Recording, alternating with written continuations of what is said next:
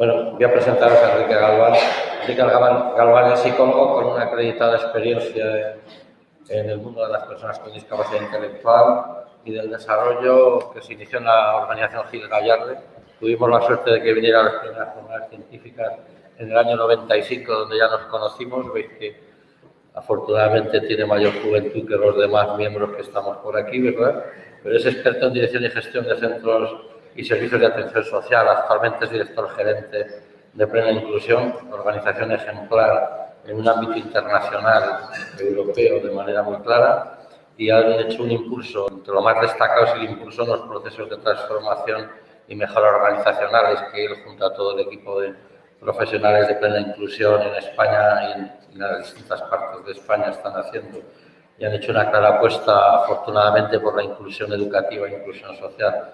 Su presentación tiene como título Buena vejez, contribuciones de plena inclusión a la transformación social para vidas logradas en diversidad y en comunidades justas a lo largo de toda la vida. Te paso la palabra.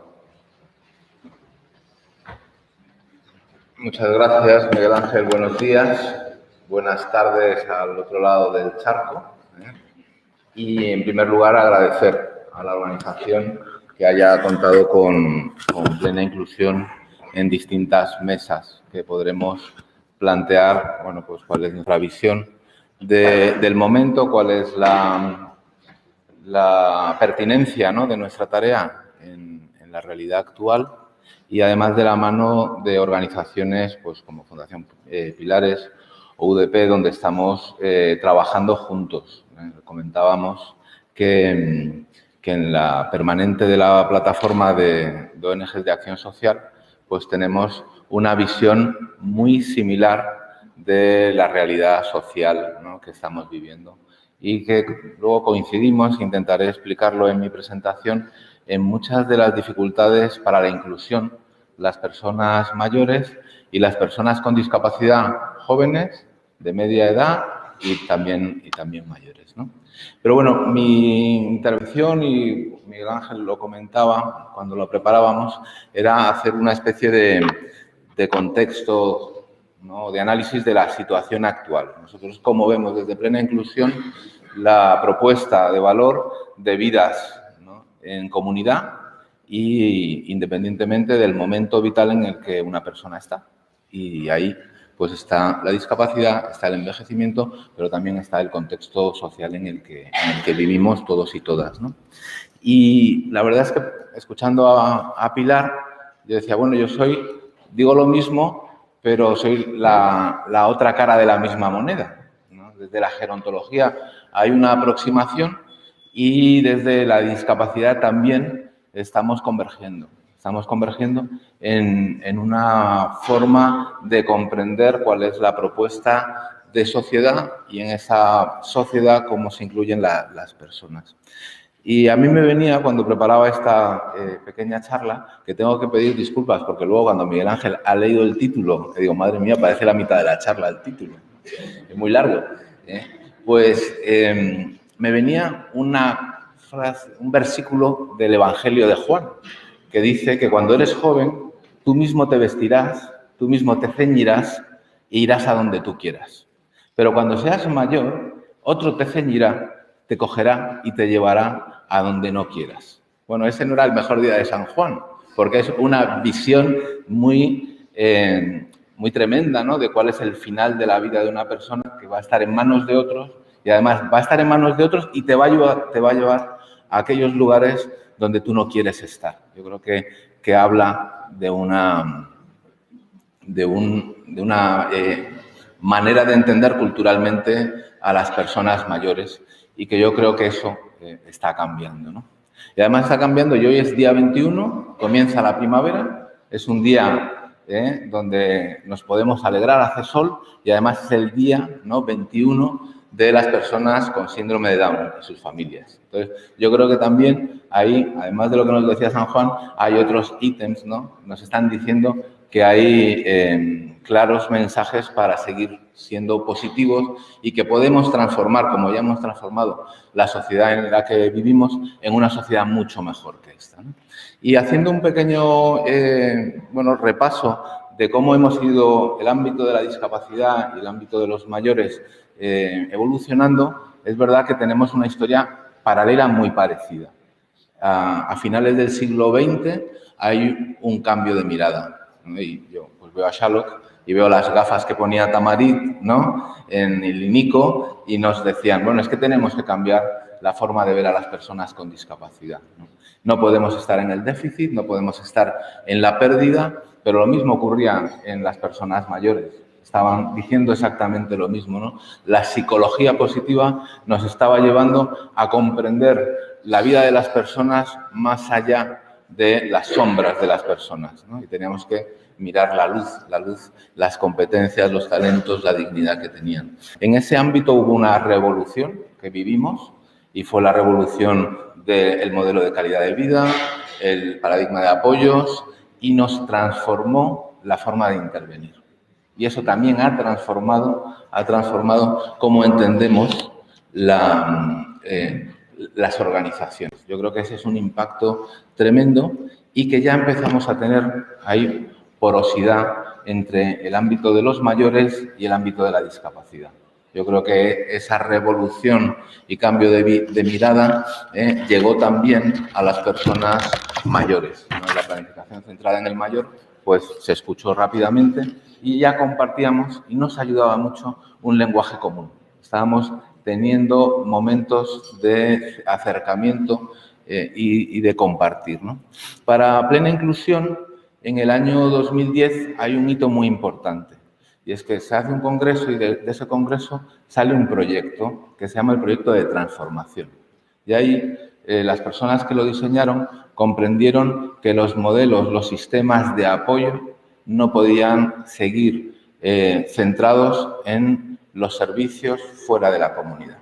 Y teníamos que comprender que para el futuro, para el siglo XXI, la transformación suponía quitarnos parte de nuestra identidad y confundirnos con la comunidad. Y en eso estamos, en eso estamos. Algunos, ¿no? Hay avances positivos, pero también estamos sufriendo importantes resistencias al cambio, a comprender que nuestra intervención ya tiene que tener una clara vocación de inclusión. Y ahí hablamos de que hay tres elementos que tenemos que potenciar y que para nosotros son lo que llamamos los irrenunciables, ¿no? Una es la personalización de los apoyos en cualquier etapa de la vida. Otra es los roles de ciudadanía, es decir, que no puede haber ninguna propuesta de valor que no esté incorporado el rol de ciudadana o ciudadano de pleno derecho. Y, por tanto, también todo eso tiene que ocurrir donde ocurren las cosas. Y las cosas ocurren en la comunidad. Y, por tanto, hemos tenido que trabajarnos y estamos trabajando nuestra expertez ya no solamente en la especialización de los apoyos, sino nuestra capacidad para intervenir en la comunidad. Y ahí yo puedo decir que estamos en un proceso de aprendizaje. Estamos en un proceso de aprendizaje. En el año 2012, el año del envejecimiento activo, supone para nosotros un hito muy importante también. Porque nosotros teníamos un proyecto, un programa de envejecimiento de carácter estatal, donde ya estábamos viendo cómo podíamos incorporar medidas para mejorar los servicios que dábamos desde un enfoque todavía muy del ámbito específico de la discapacidad, pero en el 2012, como os digo, se genera un nuevo proyecto que se va a ver en estas jornadas, que es el proyecto de Buena Vejez, donde se incorpora como parte de la misión de plena inclusión promover el envejecimiento digno, saludable y positivo para todas las personas.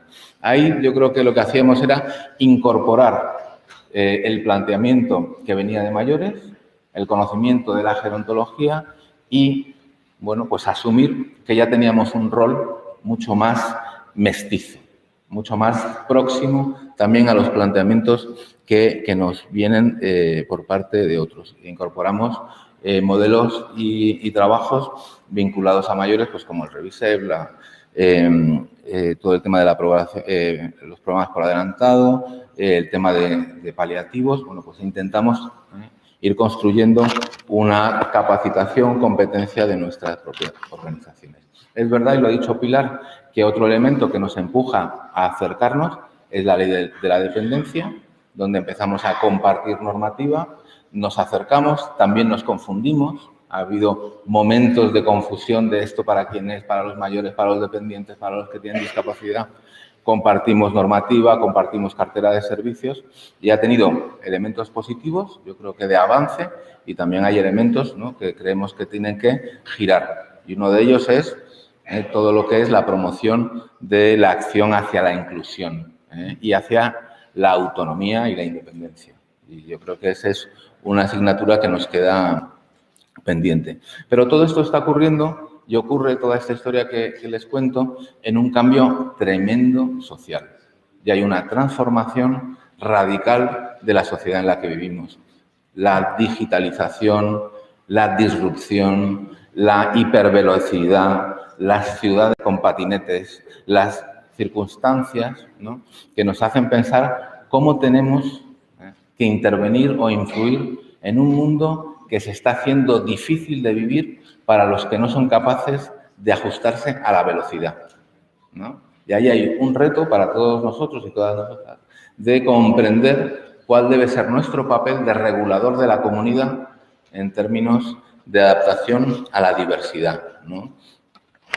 Y en ese espacio hay como 12 cuestiones que me gustaría plantear, dejarlas dibujadas como contexto en el que estamos y en términos de reto, dificultad, pero también oportunidad, ¿no? Y la primera es la modificación de las estructuras familiares. El gran soporte de las personas en España son sus familias. El gran soporte para las familias en su conjunto pues son los padres. Y el año pasado, en el año 18, Plena Inclusión hizo un análisis profundo de cuál era la situación de las familias y una de las conclusiones es que teníamos que comprender apoyos mucho más específicos para las distintas tipologías de familias que conviven, ¿no? Y también detectábamos un agotamiento de los recursos de cuidado de las familias. Y otro elemento que nos preocupa mucho en este ámbito es el doble envejecimiento. Hay organizaciones del ámbito de Plena Inclusión pues que tienen 60, 70 años de vida y, bueno, pues vas a una reunión y te das cuenta de cómo hemos cambiado, te decía la canción, ¿no? O sea, somos muy mayores en ocasiones, pero no es un miembro de la familia solamente el que es mayor, sino que es el conjunto de la familia y ese es un reto al que tenemos que dar respuesta, ¿no? Ese es importante. El segundo es el elemento que nosotros podemos jugar para promover una verdadera accesibilidad. La accesibilidad es la llave, es un derecho llave que te posibilita navegar por todo el sistema. Nosotros hemos hecho estudios sobre qué capacidad tienen personas mayores y personas con discapacidad para saber qué derechos les corresponden y es prácticamente imposible saber qué derecho tienes si te atiendes a lo mejor a lo que viene en una página web o cómo está estructurado o cómo está explicado. La accesibilidad es un elemento básico de inclusión y la accesibilidad cognitiva es fundamental avanzar en ese ámbito. Nosotros sabéis que tenemos un proyecto legislativo de modificación de la Ley General de Discapacidad para que dentro de la accesibilidad universal se incorpore la accesibilidad cognitiva como bien definida y definido también su alcance, porque si no aparece en la ley no la podemos exigir. Y eso, bueno, estuvo a punto en esta legislatura de ver la luz y esperemos que lo podamos incorporar. Otro elemento muy importante que también lo queremos plantear aquí y estamos trabajando es, además de esa dificultad que tienen las familias para autocuidarse y para darse cuidado entre ellos, hay un elemento clave que es la soledad. Y la soledad es un problema social que está avanzando. Y nosotros como organizaciones, si tenemos una mirada centrada en la organización y no trabajamos desde la comunidad, podemos ir perdiendo contacto y relación con las personas más vulnerables, entre ellas las familias y las personas mayores, que les cuesta venir a la entidad, que les cuesta participar, que les cuesta. Entonces, en Plena Inclusión hay un pequeño proyecto que se llama Soledad Cero, que es lanzar el reto a las organizaciones para que trabajen redes formales e informales de seguridad, para que no se encuentren personas o grupos o familias desvinculadas y que empiecen en esa situación de vulnerabilidad a sufrir mayor exclusión y dificultades de las que ya tienen. Un cuarto elemento que me parece que es fundamental en este tema es la modificación del artículo 12. Y ahí estamos hablando de que, a la luz de la Convención, la capacidad jurídica, ¿no?, de las personas tiene que ser vista desde este modelo positivo de un sistema de apoyos para la toma de decisiones frente a lo que sería la sustitución de la persona en la decisión. Aquí pues hay miembros de la Asociación Española de Fundaciones Tutelares que han trabajado este tema y que es otro elemento fundamental para construir poder, ciudadanía en las personas con discapacidad y las personas mayores, y eso también puede ser un elemento bastante revolucionario. Sigo, y bueno, Pilar lo comentaba, con el reto de la desinstitucionalización, de la vivienda en la comunidad. Conocemos muy buenas prácticas y estamos en Castilla y León, y está Benedicto, y Castilla y León es un referente en innovación social y en trabajar pilotajes para construir sistemas de vida en la comunidad para personas mayores y personas con discapacidad, y creemos que hay que trabajar a nivel estatal ese marco de transformación de las grandes instituciones a modelos de vivienda y apoyo, como sabéis que tenemos un proyecto que se llama Mi Casa, para vivienda en la comunidad para personas con grandes necesidades de apoyo. El sexto elemento que nos parece que es muy relevante en este momento es la construcción de herramientas tecnológicas para dos cosas: la tecnología para el apoyo y la tecnología para la inclusión. Y ese es otro de los trabajos que, bueno, con algunas entidades estamos desarrollando, pero que tiene que tener mucha más inversión y trayectoria. Hay también una tarea que tenemos que hacer todas y todos, que es la prevención del abuso y el maltrato. Hay un programa de plena inclusión que se llama El Buen Trato, que trabaja pilotajes para hacer programas de prevención, porque sabemos que estamos en poblaciones especialmente vulnerables.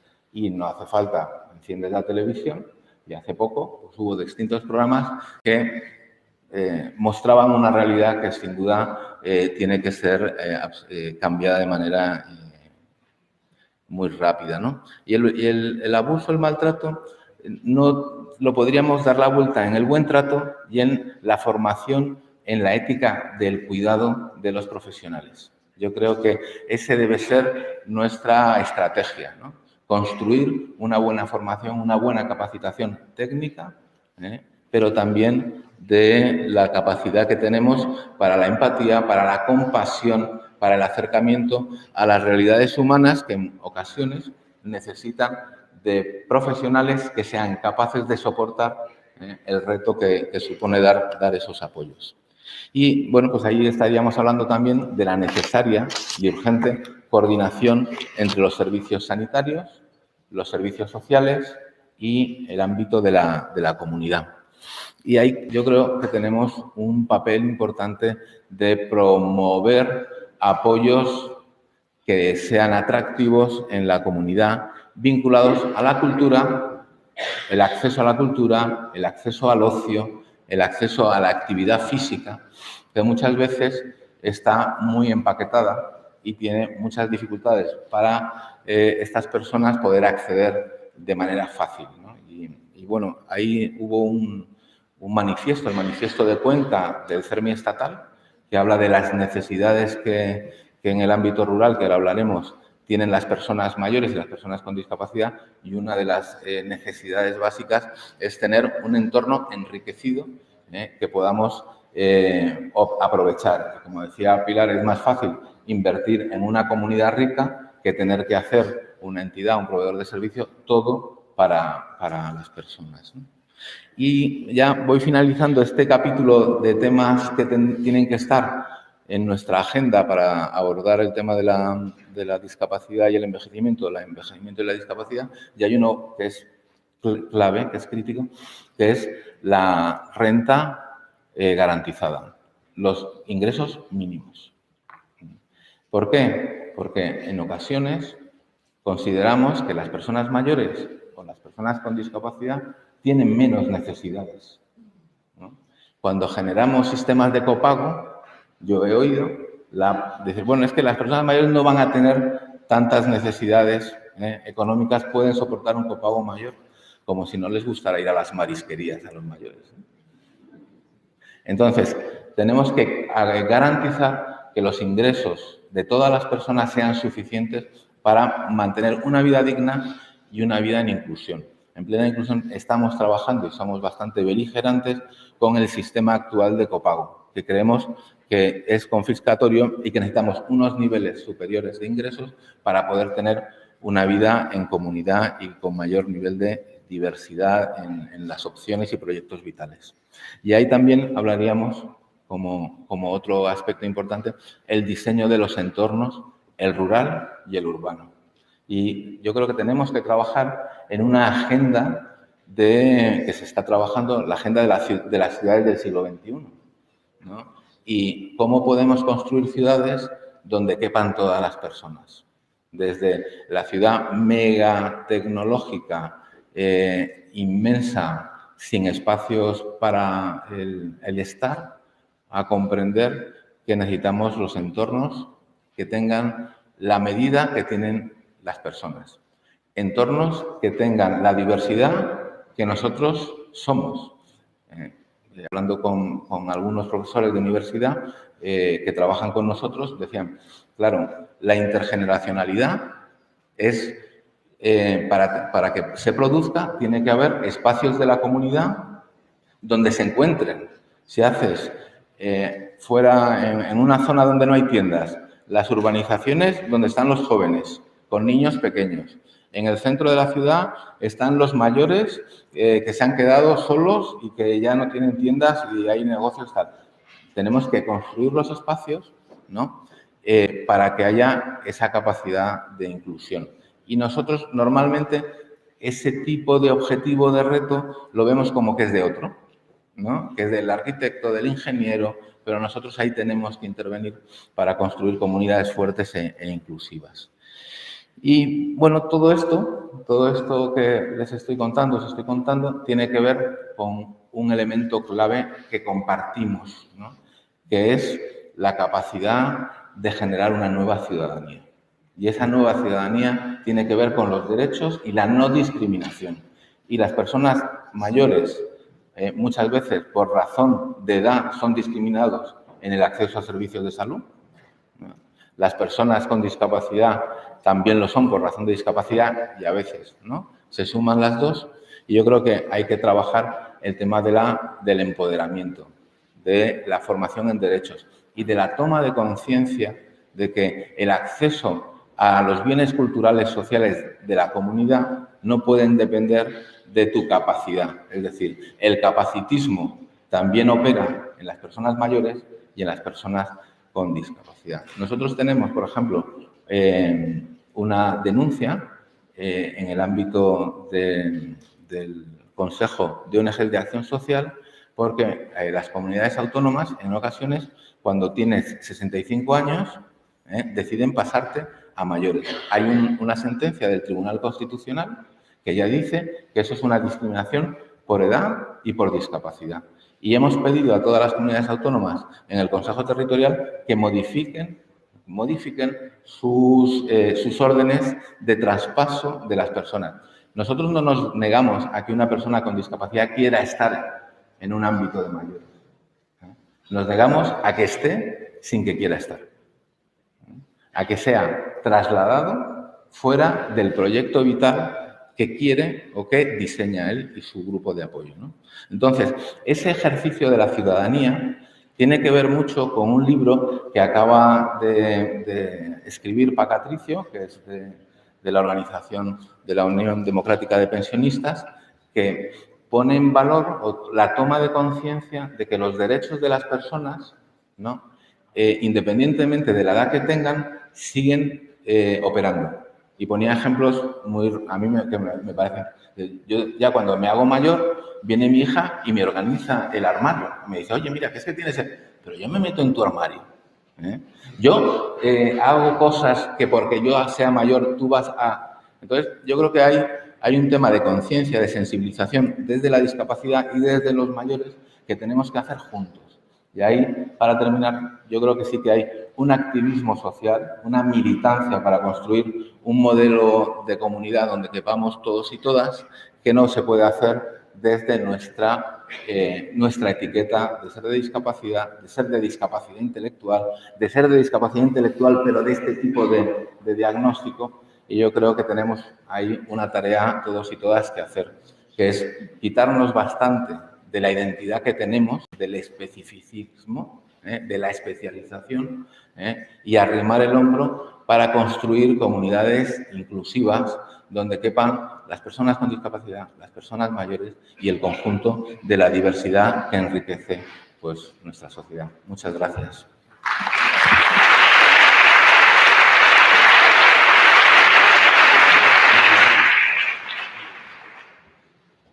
Bueno, vamos a ver. Para finalizar esta mesa redonda y luego dejaremos un espacio a comentarios o preguntas que creáis oportunos. Finalmente interviene José Carlos Valga, que es psicólogo que tuvo la responsabilidad de los programas de servicios sociales de seguridad de la Organización Iberoamericana de Seguridad Social, Servicios Sociales y Adultos Mayores. Él ha sido durante mucho tiempo subdirector general del INSERSO y secretario general del INSERSO. Tenemos la suerte de haber compartido muchos años y muchos programas conjuntos de máster en Iberoamérica, de máster en España, de investigaciones, al igual que con Pilar también, pero con José Carlos, al ser más responsable de discapacidad desde aquellos tiempos. Entonces, en la actualidad, sobre todo está aquí representando el mundo también del envejecimiento, porque es vocal de la Junta de la Unión Democrática de Pensionistas y Jubilados de España. Su intervención es presentar las principales actividades de la UDP, de la Unión Democrática de Pensionistas y Jubilados, en favor de personas mayores y personas con discapacidad. Así que le dejo a él la palabra. Gracias, José Carlos.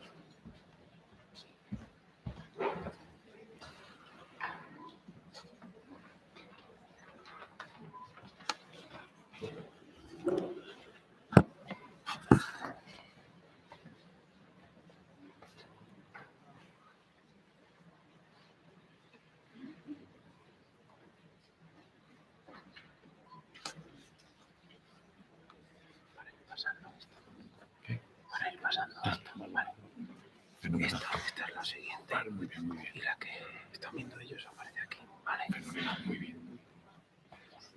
Vale, muy bien. Esto no lo molesta, ¿verdad? No. Es para distribuir. Bueno, buenos días a todos. Muchas gracias, Miguel Ángel, por permitirme estar aquí en este acto tan interesante. Han sido, como tú decías antes, muchos años de experiencias conjuntas, y muchas experiencias muy bonitas vividas aquí y en aquellos países, en Iberoamérica. Bueno, pues yo voy a hablar ahora, según hemos hablado, de la Unión Democrática de Pensionistas en primer lugar, que es donde estoy, y de actividades que tienen que ver en relación con las personas con discapacidad. La Unión Democrática de Pensionistas, voy a daros unas pinceladas de qué es nuestra asociación, porque creo que es interesante poderla conocer un poquito. UDP nace en 1976 y se legaliza en 1978 con el nombre de Unión Democrática de Pensionistas y Jubilados de España, UDP.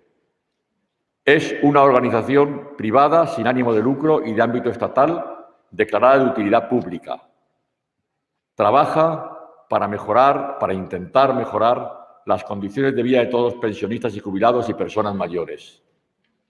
Es una asociación que ha sido creada y dirigida por y para las personas mayores. Agrupa a asociaciones de pensionistas y jubilados de toda España a través de federaciones en cada comunidad autónoma y provincia. Además, tenemos presencia en Francia, Alemania, Suiza, y ahora hemos abierto una línea de colaboración muy interesante con las organizaciones de los países de Iberoamérica. Y realmente en este momento están adheridos a UDP instituciones de Perú, Uruguay, Chile, Argentina y Colombia. En la actualidad, UDP tiene más de 1,5 millones de socios agrupados en más de 3.000 asociaciones.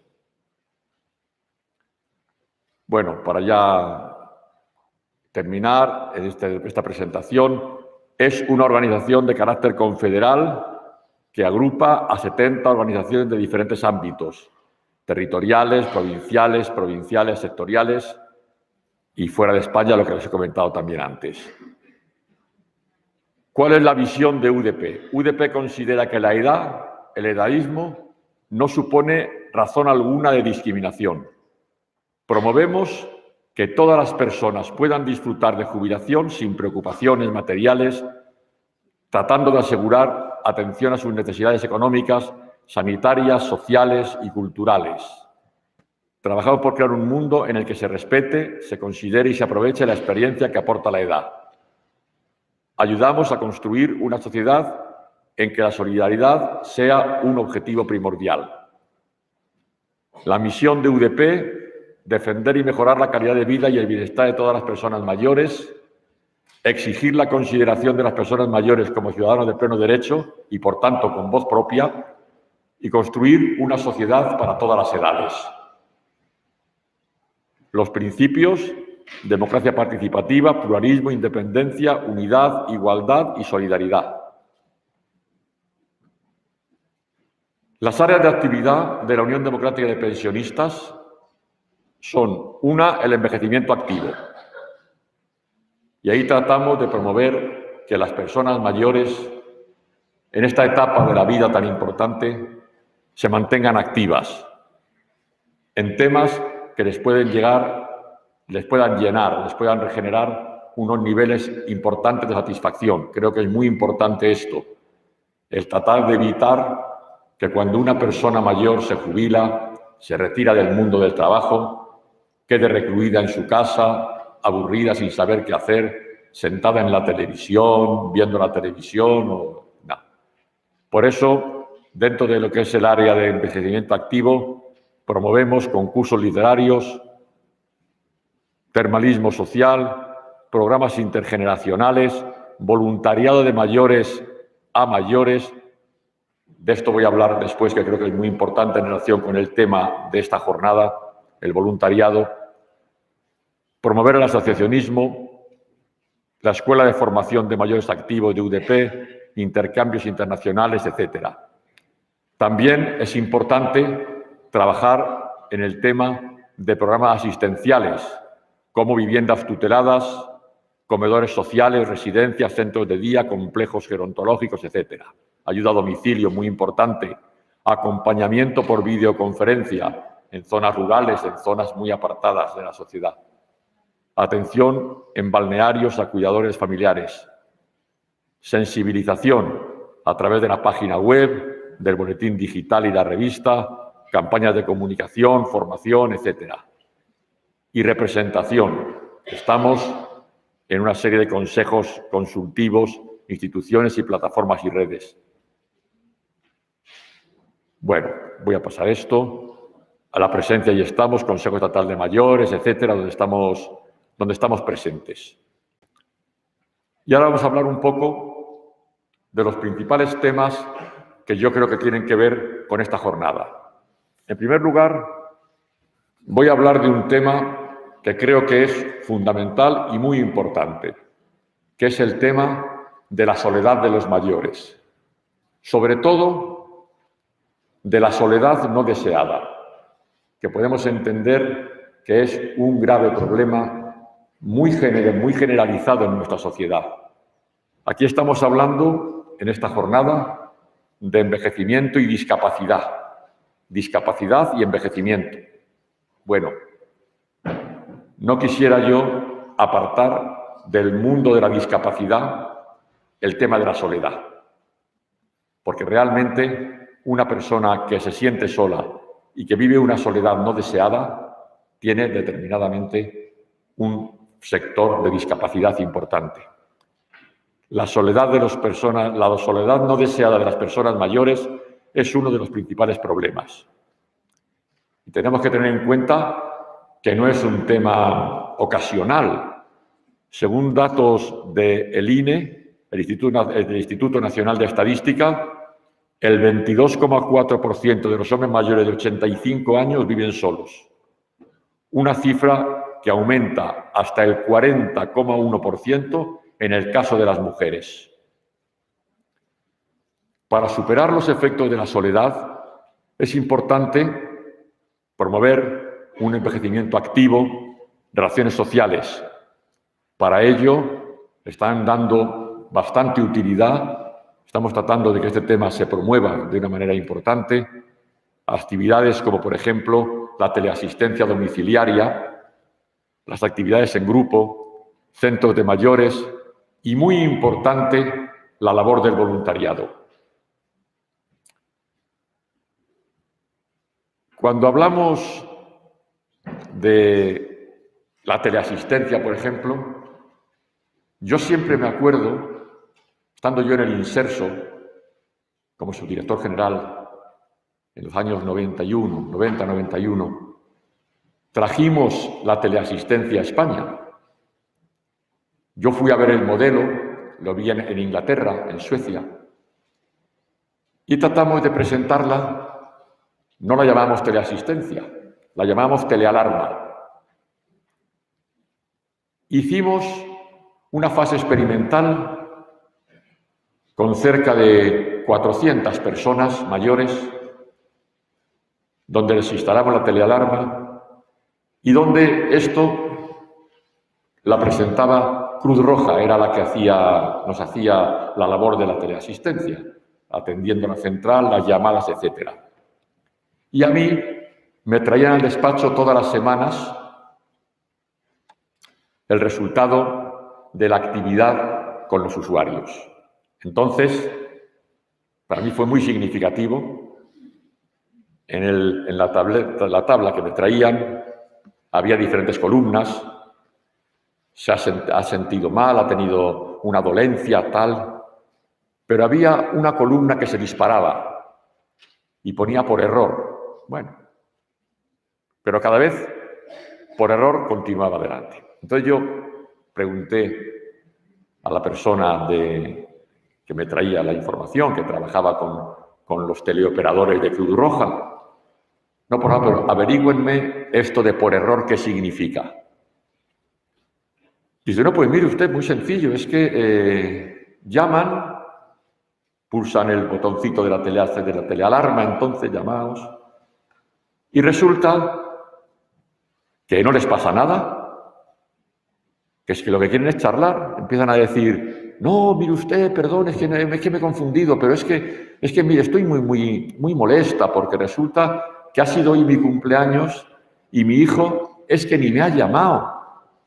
Me encuentro muy sola. Y esto era lo que se generalizaba cada vez más. En cuyo caso, nosotros nos reunimos y pensamos que efectivamente, porque claro, los teleoperadores, de acuerdo con las instrucciones recibidas hasta el momento de la telealarma, que era por si pasaba algo, no, doña Paquita, por favor, que es usted ya la tercera vez que nos llama, no puede hacer esto porque la telealarma no está para eso, es por si usted le pasa algo, por si usted se cae, por si usted se encuentra mal, pero no. Ay, sí, perdona, hijo, sí, perdona, pero es que mira, me encuentro tan mal, es que... Y comenzamos a hablar y pensamos, no. Tan importante es el que puedan hablar como el que puedan comunicarse si les pasa algo. Y como consecuencia, ya en esa fase experimental, quitamos el nombre de telealarma y pensamos qué podíamos poner y pusimos teleasistencia, entendiendo que también valía para que la gente se pueda comunicar y pueda hablar y pueda exponer sus problemas, pueda tener, en definitiva, un nivel bueno de comunicación. Y como decía, dentro de estos temas, uno muy importante es el voluntariado. Creo que es un tema fundamental, el tema del voluntariado, la labor que está realizando. Luego daré unos datos de cifras, creo que es muy importante el número de personas voluntarias, el número de horas dedicadas, etcétera, y los resultados que se están obteniendo con el tema del voluntariado. Entendiendo que el voluntariado nunca debe tratar de sustituir las tareas de los servicios sociales o de la administración, sino debe tener un carácter complementario. Dada la experiencia y conocimientos acumulados, así como el uso del tiempo libre del que se dispone, las personas mayores están en condiciones de poder ejercer, más que ningún otro grupo, actividades de ayuda a los demás. Para muchas personas, el principal problema que han de hacer frente en su vejez es la disminución de la autonomía funcional y su soledad, aislamiento y desarraigo. Todas ellas son necesidades que reclaman calor humano y la permanencia en el entorno habitual. Desde UDP, el voluntariado ofrece la posibilidad de que estas personas mayores vean satisfechas sus necesidades de compañía con la herramienta más básica y necesaria que cualquiera de nosotros pueda precisar, la conversación. Este programa genera las capacidades necesarias para desarrollarse plenamente y alcanzar un objetivo fundamental, el bienestar de las personas mayores. Nuestra finalidad es proporcionar el calor humano, compañía y amistad que las personas mayores necesitan. ¿Qué es? El apoyo social prestado y o recibido, porque vamos a entender una cosa muy importante. Desde UDP, ya veréis, tenemos un número muy importante de personas mayores voluntarias, entendemos y hacemos análisis de investigación a este respecto, que el beneficio es recíproco. Se está beneficiando la persona, las personas que son de alguna manera atendidas por los voluntarios. Pero la persona voluntaria también está obteniendo una gran satisfacción, una gran realización personal con sus tareas de voluntariado. Es muy bonito el tema ver cómo cuando una persona mayor empieza con las tareas de voluntariado, al principio empieza tímidamente y tal, y luego son adictos al voluntariado. Son, en general, personas que se vuelcan con el voluntariado porque les da una realización personal y una satisfacción muy importante. Todas las personas requieren una serie de relaciones que satisfagan sus necesidades para alcanzar niveles adecuados de bienestar. Por tanto, la forma de actuar del personal voluntario, el calor humano, el ambiente social y la realización ejercen una gran influencia sobre el grado de autonomía y dependencia de la persona usuaria, contribuyendo a disminuir o atenuar el deterioro de su salud, a la vez que ejercen un mismo efecto beneficioso sobre la persona voluntaria. ¿A quién va dirigido? Y ahora ya voy también a matizar un poquito, que tengo miedo de pasarme de la hora, que no me riña Miguel Ángel. Es muy importante, ahora vamos a hablar también ya del tema de la discapacidad, porque claro, ¿a quién va dirigido el voluntariado? Pues va dirigido el voluntariado de UDP, fundamentalmente a personas dependientes que viven solas, o incluso, en muchos casos, porque es necesario, a personas dependientes que conviven con su pareja, pero que también necesitan una mayor compañía. A personas dependientes cuidadas por sus familiares, a personas ingresadas en centros residenciales, asociaciones, etc. Por eso os he dicho al principio, esto es muy importante, que el voluntariado no trata de sustituir otras funciones, como por ejemplo los servicios sociales, la administración o incluso ciertos apoyos familiares. Trata de complementarlo. Las personas voluntarias sirven de apoyo a estas personas, sustituyendo la compañía de los familiares y o cuidadores en determinadas ocasiones. Sabemos muy bien que el síndrome del familiar cuidador, etcétera, ¿no? Cómo realmente en muchas ocasiones la persona que tiene que cuidar, mayoritariamente mujeres, a un familiar que se encuentra mal, estoy hablando principalmente de personas mayores dependientes, llega a conseguir unos niveles de estrés muy graves, muy serios. Necesitan también ayuda y apoyo. ¿Qué actividades se realizan desde el voluntariado?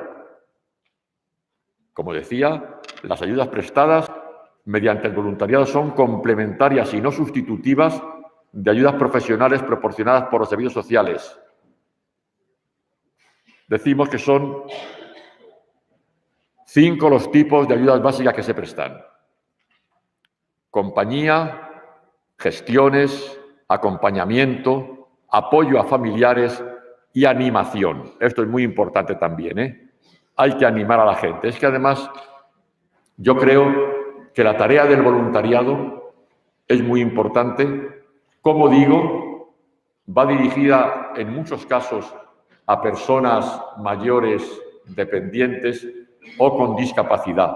Porque claro, si aquí hablamos de envejecimiento y discapacidad, yo creo que es muy importante que no asociemos como norma general ser mayor con discapacidad. No, al contrario, estamos tratando precisamente con los apoyos de las estructuras administrativas, de la sociedad, de la medicina, etcétera, se va consiguiendo cada vez que se vivan más años y en mejores condiciones de vida. Pero obviamente esto no quiere decir que no haya determinados casos significativos de discapacidad asociados a la vejez. Hablamos antes del Alzheimer, las demencias. Estamos hablando de determinadas discapacidades, por ejemplo, en el ámbito físico, de movilidad, etcétera. Hay muchas personas,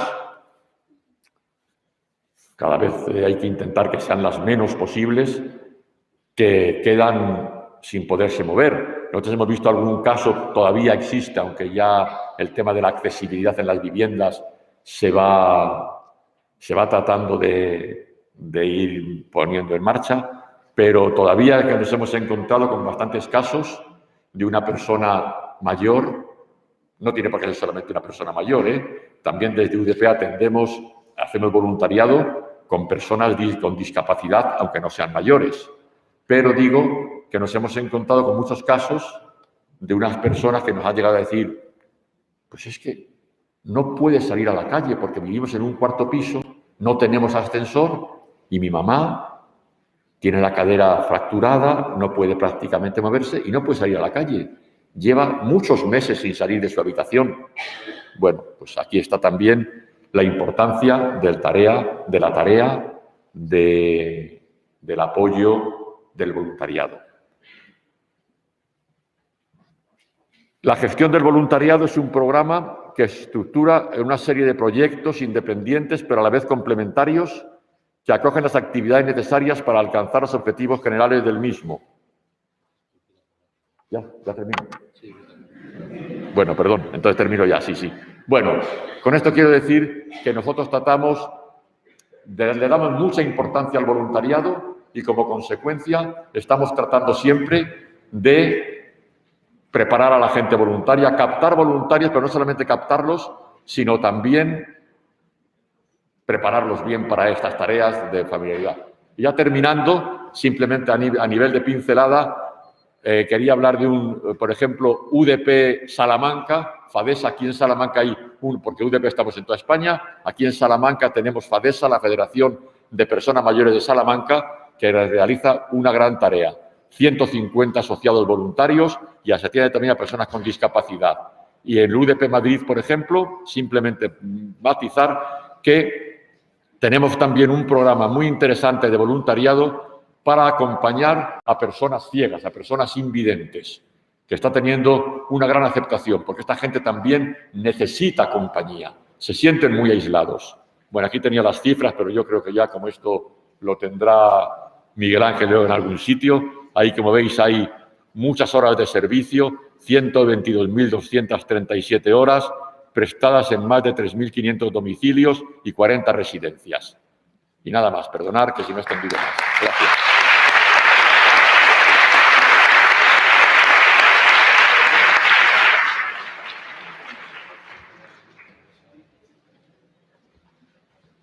Bueno, vamos a proceder a que se puedan hacer preguntas. Si alguien puede dar la luz de toda la sala, por favor.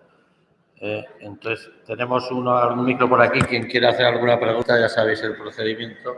Levantáis la mano y os acercan el micro. Esto.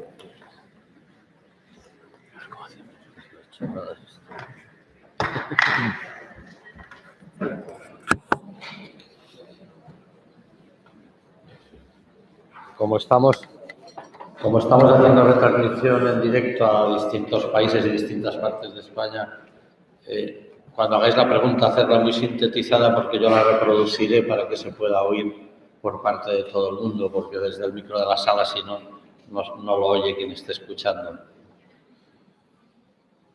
No me puedo creer que estéis todos de acuerdo con todo lo que se ha dicho, ni que tengáis nada que aportar, como si fuerais nuevos.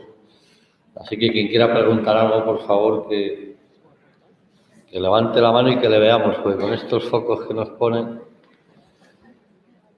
Yo algún día me voy a poner gafas de sol todo el tiempo, ya lo he hecho alguna vez porque es una agresión aquí. ¿Alguien quiere preguntar algo? ¿Quiere comentar algo? Si no, no tenéis derecho al café que tenemos preparado a 1:30, así que ahí ya hay una persona. Y luego a las 11:30 habrá un café justo aquí fuera para todos. Y recogéis, acordaros, antes de que haga la pregunta, recogeréis también, tendremos previsto que podéis ya recoger el aparato de traducción, porque la intervención de Robert Salo, que es en inglés, y el que lo necesite al menos, ya sabéis que se deja el DNI o un carnet y estará aquí afuera preparado. ¿Quién tiene pues que haga la pregunta? Es que no veo nada con esta. Un poco más fuerte, por favor. Sí, que más que nada para que podamos tomar los cafés para esa pregunta tanto a hablar como a discutir. Gracias. Bueno, nosotros desde el sector de la intelectual y desde las edades tempranas estamos fomentando al máximo el tema de la inclusión. Sin embargo, cuando las personas llegan a la edad de envejecimiento, pues tienen una resistencia en nosotros, ¿no? Y es el único momento en el que queremos retener a las personas en los centros específicos donde están viviendo, ¿no? Pero se quería lanzar tanto a Arquía como a Pilar un poco un análisis de esto, ¿no? Es decir, estamos intentando la inclusión en la escuela, estamos intentando la inclusión en la comunidad, en la vivienda, en el trabajo, pero cuando llega una mayor, no está mejor con nosotros que el apoyo de esas personas. Un poco la cuestión sobre este tema. Gracias. Repito la pregunta solo para que lo escuchen por streaming. Básicamente, la síntesis sería que ¿por qué hablamos de inclusión en temprana en los primeros años y no en envejecimiento? ¿No? Sería la pregunta, ¿no? Sí, gracias por la pregunta y por la aportación. Sí, yo intentaba referirme antes a esto. Yo creo que es, cuando una persona ha estado durante toda su vida en un medio, con una organización, en unos servicios, digamos que tanto esa persona como la propia organización, los profesionales que la acompañan, piensan que donde está mejor es ahí para que no haya una ruptura con su vida anterior.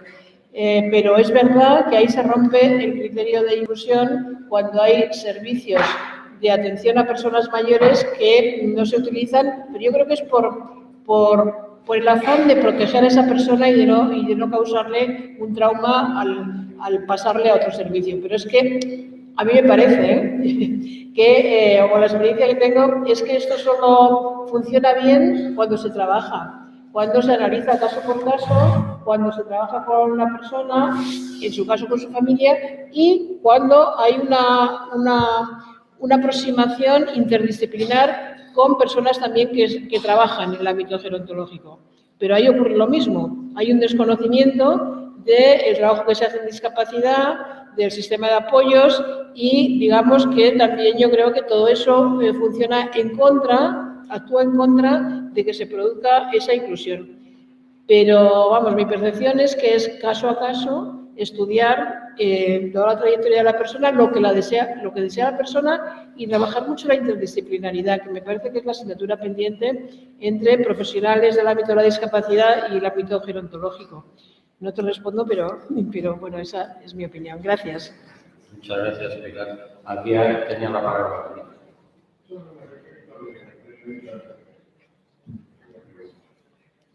Para poder tomar el café, voy a hacer una pregunta. No, el tema de voluntariado se ha desarrollado en algunos países de Latinoamérica y comenzó a tener problemas. ¿Qué tipo de cobertura social tiene el voluntario? Ha sucedido que el voluntario, por el hecho de ir a un lugar para hacer sustitución voluntaria, sufre un accidente, tiene un problema y luego hace un reclamo laboral. Yo estaba trabajando tantas horas, iba obligatoriamente tantos días a un lugar, y entonces un accidente, ahora tiene que haber una respuesta a esa necesidad. Está previsto todavía una legislación. Repito la pregunta para que lo digan quien esté escuchando por el streaming. Básicamente la pregunta que ha hecho Carlos Barabelli ha sido si el voluntariado, las personas que son voluntarias tienen una cobertura de seguro cuando hacen actividades de voluntariado, porque eso ha dado problemas en algunos países a la hora de que había reclamaciones lógicas por haber tenido un accidente en el proceso de voluntariado y no había una cobertura. Va a contestar Enrique Galván. Eso es obligatorio. Bueno, en España además hace muy poco que se ha vuelto a revisar la ley del voluntariado y sí que hay unas condiciones de lo que es un contrato.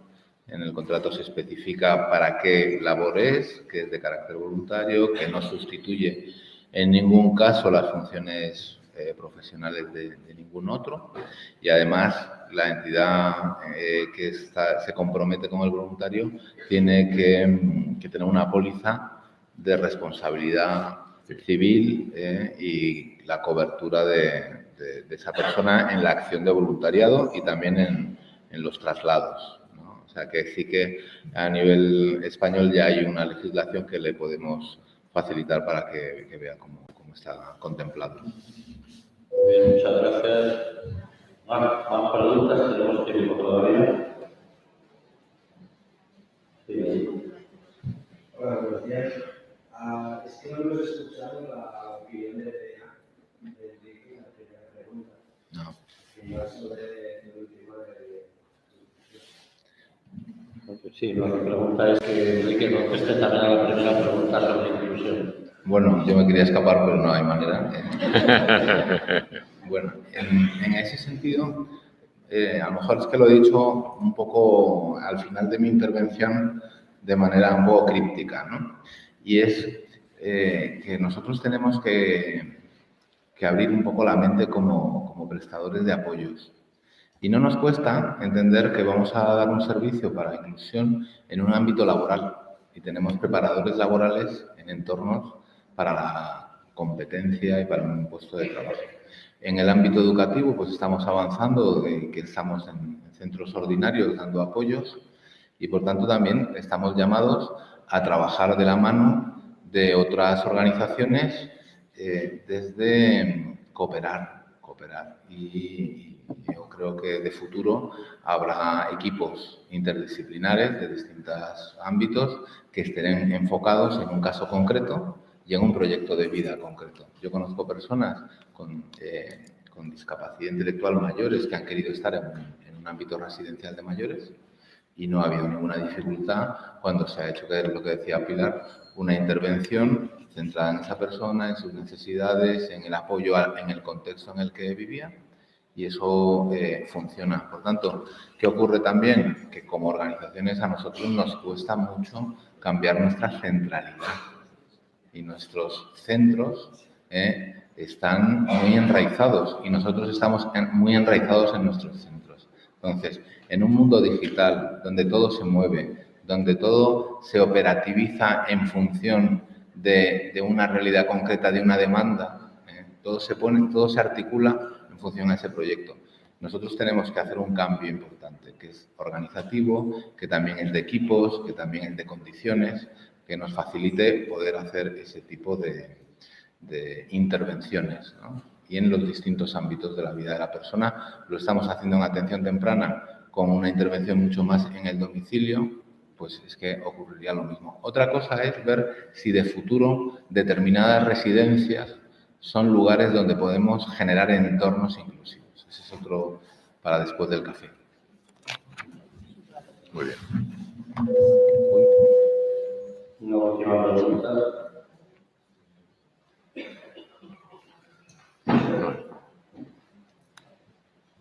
Última pregunta, última pregunta de Luz. Bueno, me gustaría llamar a la estaba recogiendo la pregunta de los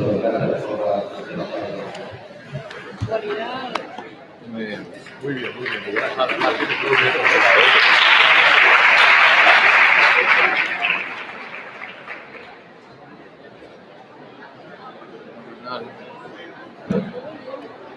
bien.